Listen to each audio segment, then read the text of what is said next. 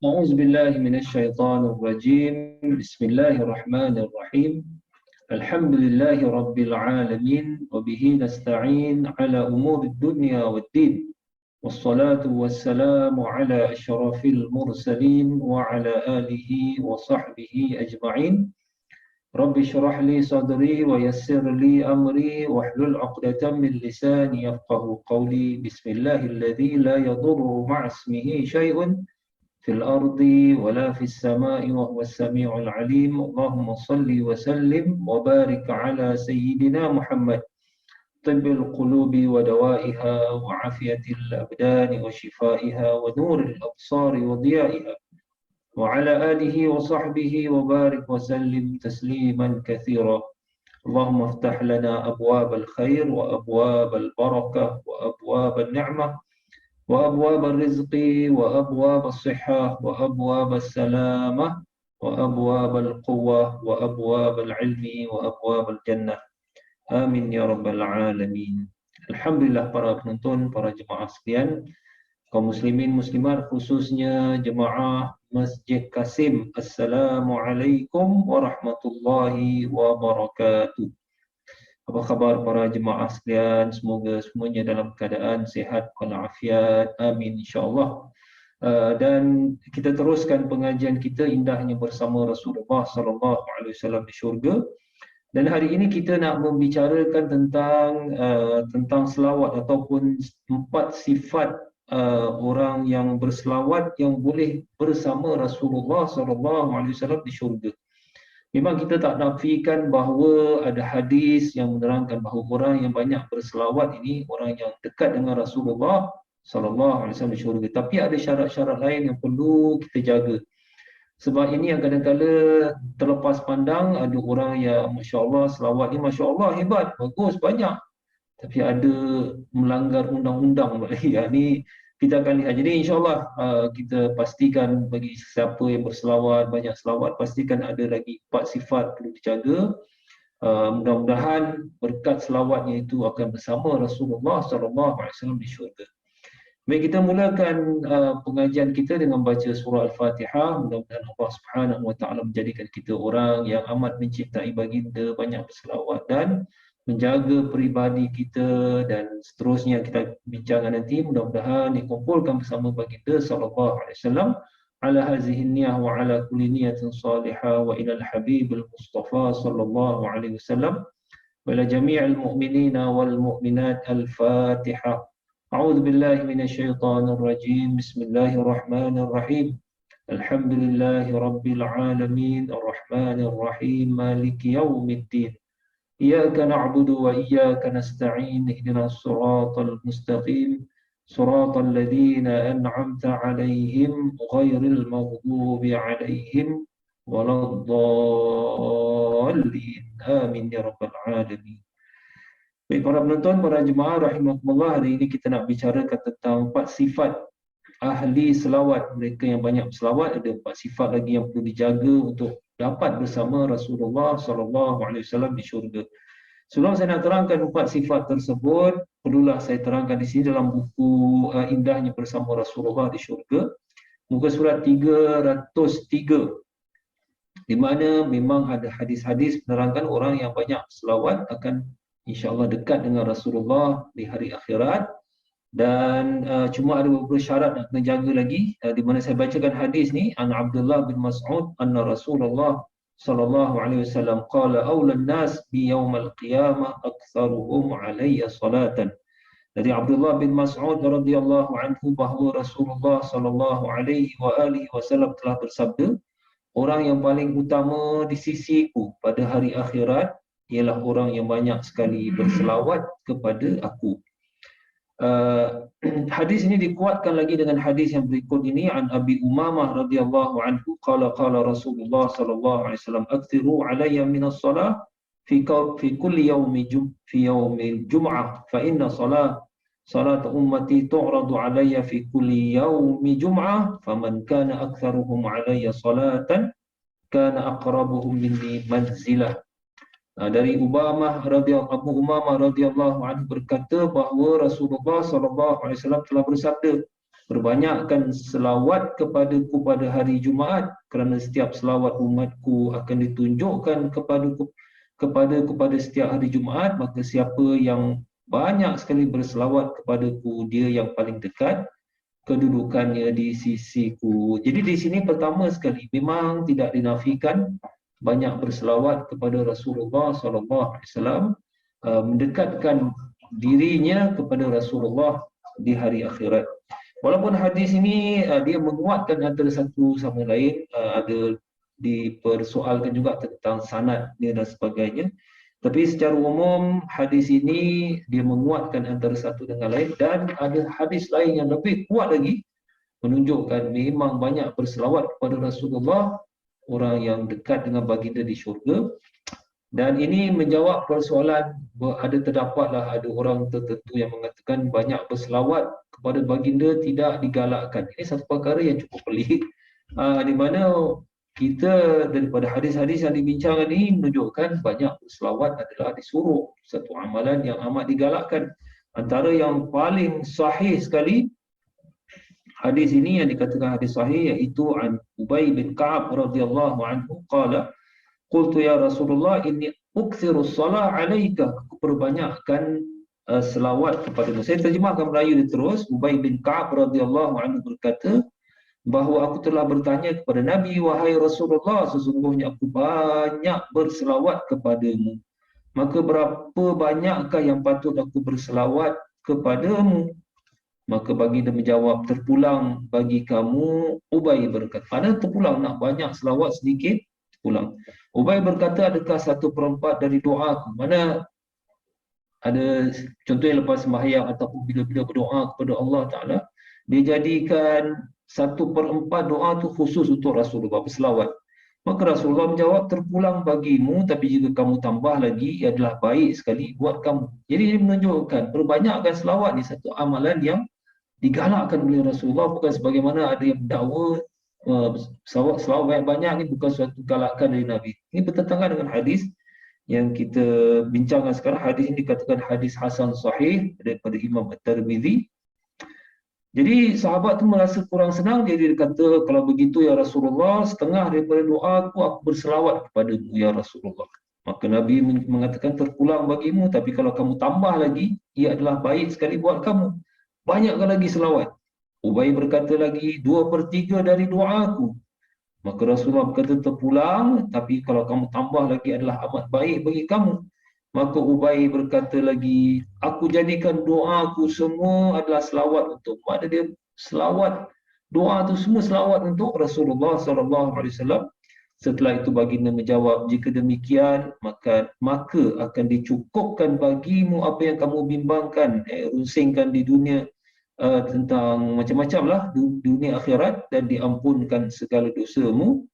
Iaitu riwayat Imam Tirmizi dengan katanya hadis hasan sahih. Imam Ibn Hajar Asqalani juga menghukumkan hadis sebagai hadis hasan.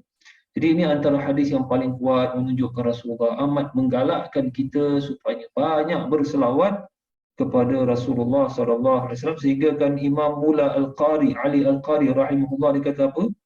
Makna aku jadikan doaku semua adalah untuk selawat untukmu, artinya ialah aku gunakan semua waktu untuk berselawat kepadamu. Yang dahulunya aku gunakan waktu itu untuk mendoakan untuk diriku sendiri. Jadi pada keseluruhan hadis-hadis ini menunjukkan banyak berselawat kepada Rasulullah. Pertama, memang digalakkan oleh Rasulullah, sebab satu kali selawat 10 kali Allah berselawat kepada kita. Ia pun ada hadis sahih.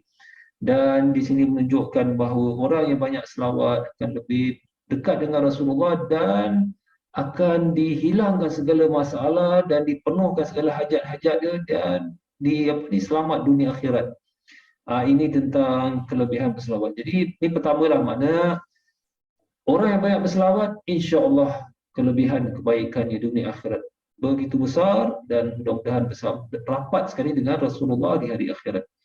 Baik, di sini ada perkara yang perlu kita ketengahkan juga, bahawa perlu juga dijaga beberapa syarat untuk menjadikan banyaknya selawat kita ini bersama dekat dengan Rasulullah di syurga. Sebab kalau tidak dijaga, beberapa perkara syarat-syarat ni takut-takut kita banyak selawat tapi jauh daripada Nabi. Pertama sekali antara syaratnya ialah apabila kita banyak berselawat, jangan elakkan daripada kita memiliki sifat ujub dan ghurur. Ujub dan ghurur ni satu penyakit dalaman yang mana boleh merosakkan segala amalan soleh kita. Bukan setakat selawat, malahan ibadah-ibadah yang lain. Ini penyakit ujub. Ujub ni satu penyakit dalaman yang merasakan dirinya begitu hebat. Ghurur ni pula tertipu dengan banyaknya ibadah. Sebab tu ulama-ulama menerangkan, ibadah kita, selawat ke apa, kalau banyak macam mana pun, derma kita, haji kita, banyak macam mana pun, elakkan daripada penyakit ujub dan ghurur, sebab ini dua penyakit telah merosakkan iblis sehingga lupa, merasa sombong dan lupa pada diri di sebenar. Jadi apa masalah iblis ni? Iblis ni kalau kita lihat sejarahnya, sejarah beliau ini, dia antara makhluk yang paling kuat beribadah kepada Allah Ta'ala. Habis apa yang merosakkan dia? Sebab apabila dicipta Nabi Adam, disuruh sujud kepada Nabi Adam, dia tak boleh. Pasal dia merasa diri dia hebat. Ujub. Jadi Al-Quran menceritakan kenapa iblis ni degil tak mau sujud. Dia kata, ana khairum minhu khalaqtani min nar. Wahai Tuhanku, kenapa perlu aku sujud dengan Adam? Sedangkan aku lebih baik daripada dia. Ana khairum minhu. Ini dia ujub. Aku lebih baik daripada dia. Aku dicipta daripada api.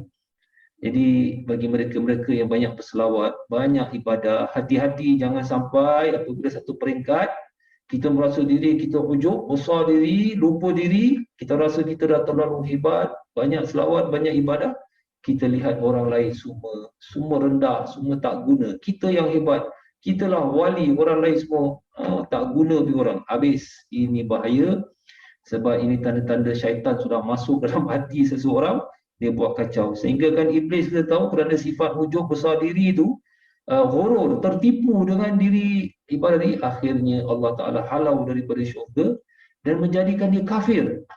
Maknanya dia habis semua amalan sebab dia melawan Allah Ta'ala. Dia kata Tuhan tak adil.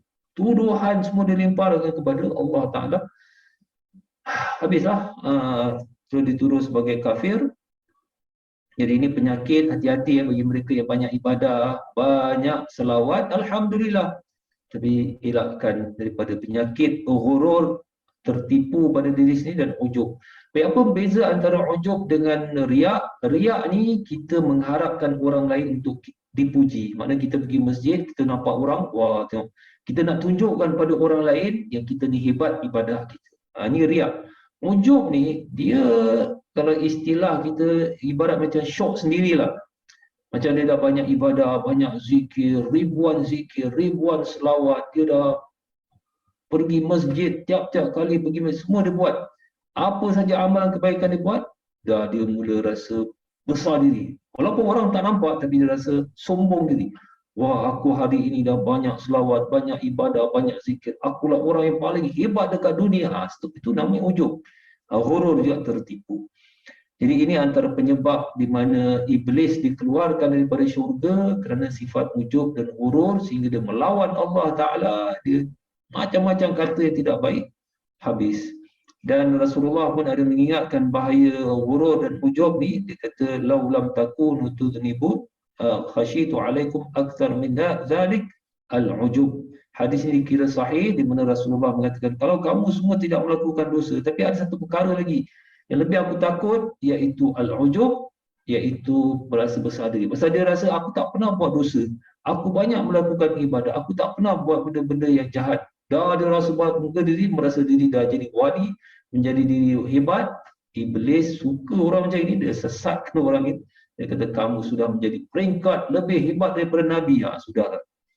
Ini ujub, hati-hati. Sebab tu kita digalakkan kalau boleh apa pun kita bilang apa? Rabbana taqabbal minna innaka antas samiul alim. Ini doa Nabi Ibrahim AS ketika dibina Kaabah. Dengan rendah diri Nabi Ibrahim berdoa, Rabbana taqabbal minna, ya Allah terimalah amalan kami ini. Maknanya merendah diri. Jangan kita merasa sombong. Allah tak payah minta ni, Rabbana taqabbal minna ni. Buat apa ni? Tuhan mesti terima punya. Kita orang hebat. Habis tak lah tu kan. Jadi ini yang Nabi bimbang perasaan ujub sebab dia merosakkan, menjadikan kita terlalu bangga, lupa diri dan sebagainya. Dan sifat ujub dan ghurur ni juga antara penyebab penyakit resis ni. Ini yang sekarang manusia tengah kecoh. Masalah perkauman resis. Dia merasa diri dia kulit putih, dia rasa diri dia hebat. Kerana orang Melayu pun ada juga segelintir. Aku ni orang Melayu lagi hebat daripada bangsa lain. Kita lupa bahawa kita ni asal daripada mana? Asal daripada setitis air mani yang hina, kemudian besok masuk tanah yang kotor lagi. Apa lagi kita nak resis, nak berbangga? Kita ni ciptaan Allah Ta'ala, dan itulah kalau tidak dijaga, ujub dan ghurur dia juga boleh menjadikan kita ni resis. Resis ada satu sekarang masalah dunia hari inilah, perkauman yang jahat. Dan satu lagi yang menarik, di sini ada seorang ulama ni yang kita nak faham tentang ujub. Apabila ditanya dah, kamu ni orang yang hafal, kamu alim, kenapa kamu baca buku? Kamu tak perlu baca buku lah, kamu mengajar, kamu baca biasa je, kamu dah hafal, apa nak baca buku? Jadi ini Al-Hafiz Abdul Ghani Al-Muqdisi ditanyalah. Jadi dia kata, aku takut kalau aku tak baca buku, aku mengajar, aku tak baca buku, nanti orang anggap aku ni orang hebat. Jadi aku baca buku supaya orang anggap aku ni seorang biasa lah, guru biasa saja. Padahal dia dah hafal semua dalam buku ni, tapi dia tak baca. Macam setengah-setengah orang dia baca Quran, dia pakai buku, padahal dia hafal. Supaya jangan dikata dia ni, dia ni tengok baca Quran, tak tengok baca Quran, tak tengok Quran. Ya, ada orang tak suka dia baca juga Quran, nak tunjukkan dia bukan hebat, dia orang biasa, padahal dia hafal. Ini perkara penting tentang ujub, dia tajuk besar lah. Jadi itu saya ambil sedikit, dan antara ini pertama, para jemaah sekalian, para penonton, apabila banyak ibadah, banyak selawat, janganlah sampai peringkat ujub dan ghurur, tertipu diri sendiri, merasa besar diri, na'udzubillah min zalik. Yang kedua, menjaga akhlak. Ini juga kita banyak-banyak selawat, pastikan akhlak kita pun kita kena jaga. Sebab kita bimbang, ada orang yang kadang-kadang selawatnya Masya Allah, ibadahnya Masya Allah, tapi lidahnya, ya Allah, tidak dijaga. Budi bahasanya, cakapnya menyakitkan hati. Suka bertekak, suka menghina, suka mencaci. Habis dia banyak selawat. Dan ini Rasulullah ada hadis sahih menyebut, wa inna ab'adakum minni wa abghadakum ilayya.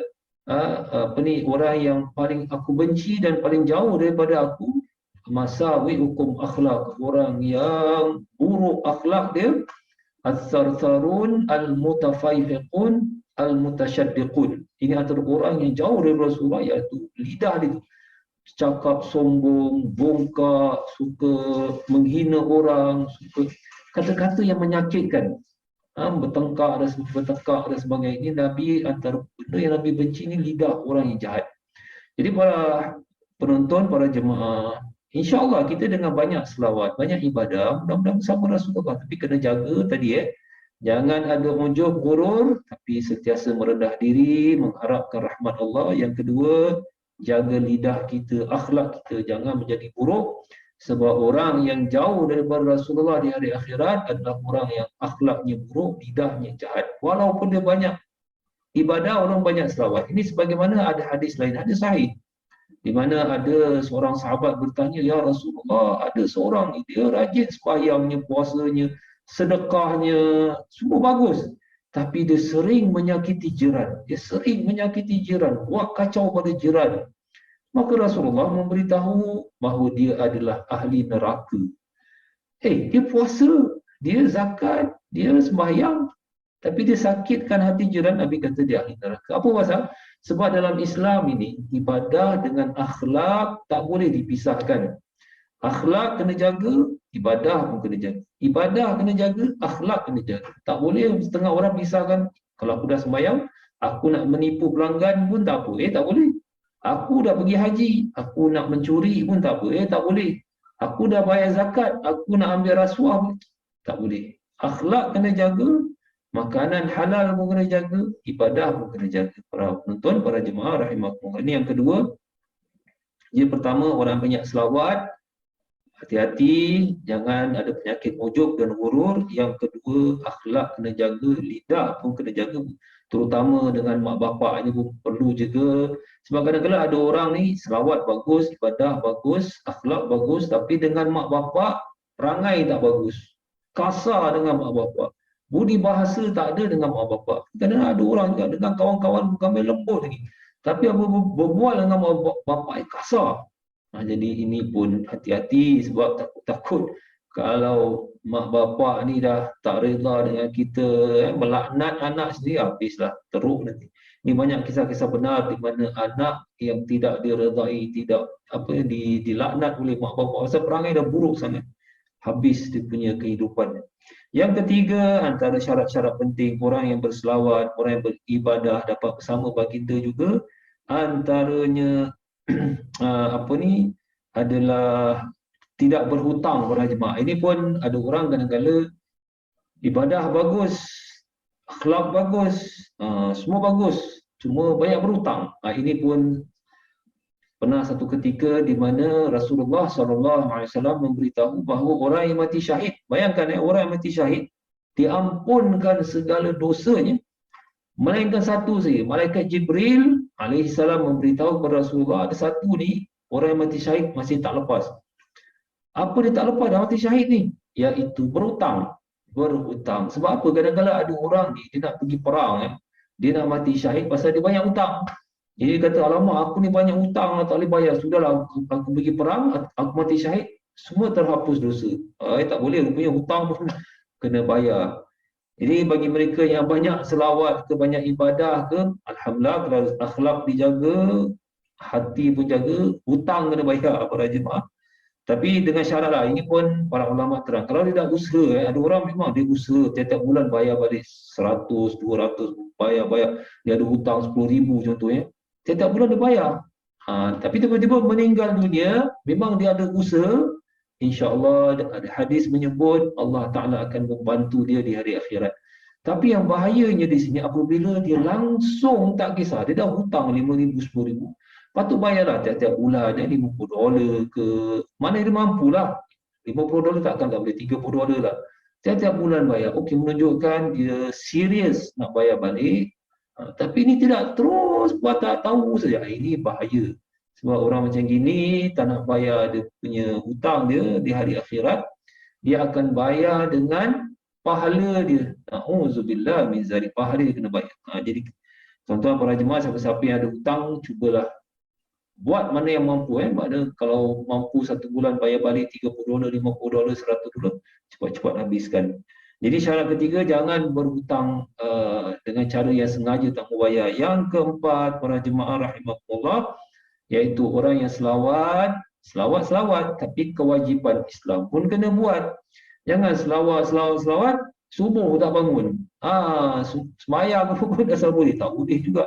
Selawat, tapi meniaga, alamak, menipu pelanggan, tak boleh juga. Selawat, benda-benda yang Allah Ta'ala larang, dia buat. Tuhan suruh dia tak nak buat. Selawat dia banyak. Tapi selalunya, insya-Allah, selalunya orang yang banyak selawat, insya-Allah kewajipan Islam dia akan buat. Kewajipan, suruhan Islam, suruhan Allah Ta'ala dia akan buat. Benda-benda yang diharamkan dia akan tinggal. Dan dia akan cuba sabar dalam ujian kehidupan. InsyaAllah selalunya gitu. Tapi kadang-kadang segelintir ni ada yang kadang-kadang selawat ni Masya Allah bagus ribuan kali, ya Allah. Tapi kadang-kadang dia tentang bab kewajipan Islam dia perlikihkan. Apa yang dilarang oleh Islam, benda-benda yang dilarang, rasuah ke apa, penipuan, dia tak kisah. Jadi bahaya. Jadi di sini menyebabkan kalau banyak selawat dan benda-benda macam yang dibuat, takut-takut. Patutnya orang banyak selawat dekat dengan Rasulullah. Tapi kalau benda-benda yang tak betul dibuat, dia takut terhakis. Jauh pula daripada Nabi SAW. Yang penting kita buat mana yang kita mampu. Cuma itulah, kena jaga akhlak kita, kena jaga dalaman kita, hati kita, ikhlasnya, jauhi daripada ujub dan gurur dan riak. Dan yang keempat, dan yang ketiga, tidak berhutang. dan yang seterusnya kewajiban Islam kena buat. Jadi kalau insya-Allah kalau dapat dilakukan ini, insya-Allah dia ahli syurga insya-Allah, yang dekat dengan Rasulullah sallallahu alaihi wasallam, orang yang banyak selawat. Mudah-mudahan memberi manfaat. Jadi itu saja yang saya dapat sampaikan, mudah-mudahan memberi manfaat. Subhanakallahumma wa bihamdika asyhadu an la ilaha illa anta astaghfiruka wa atubu ilaik. Sallallahu ala sayyidina Muhammad wa ala alihi wa sahbihi wasallam. Alhamdulillahi rabbil alamin. Taqabbalallahu minna wa minkum taqabbal ya karim. Wassalamualaikum warahmatullahi wabarakatuh.